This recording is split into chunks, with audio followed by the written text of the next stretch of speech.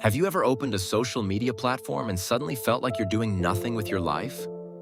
Someone got a new job, someone is traveling, someone bought a car, someone got married, and suddenly you think, everyone is moving forward. Why am I still here? But the question is, why do we feel this way? Why do we compare ourselves with others? And most importantly, how can we overcome it? In today's video, let's understand the psychological reasons behind this problem and explore some scientifically studied ways to deal with it.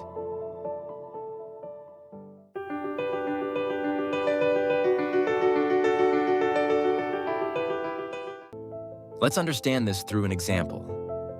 Meet Alex, a 25-year-old young professional.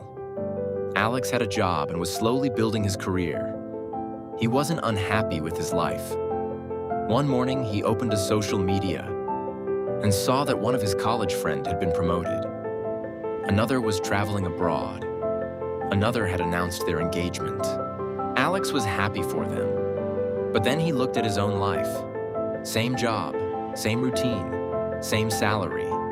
And suddenly he thought, everyone is ahead of me. That evening, Alex started questioning his career, his achievements, and even his future. So, why does this happen? Let's understand this. Psychologist Leon Festinger proposed social comparison theory, which explains that people naturally compare themselves with others to evaluate themselves. Comparison itself isn't necessarily bad. Seeing someone succeed can motivate us. But the problem begins when we repeatedly make upward comparisons, comparing ourselves with people who appear to be doing better than us. Now the question is, how can we deal with it? 1. Practice self-compassion. The first approach is self-compassion. When you feel behind, don't immediately attack yourself. Ask, what would I say to a close friend who was feeling this way? Then try giving yourself the same understanding.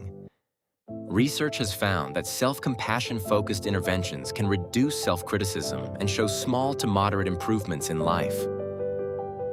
2. Challenge the comparison. The second approach comes from cognitive behavioral principles.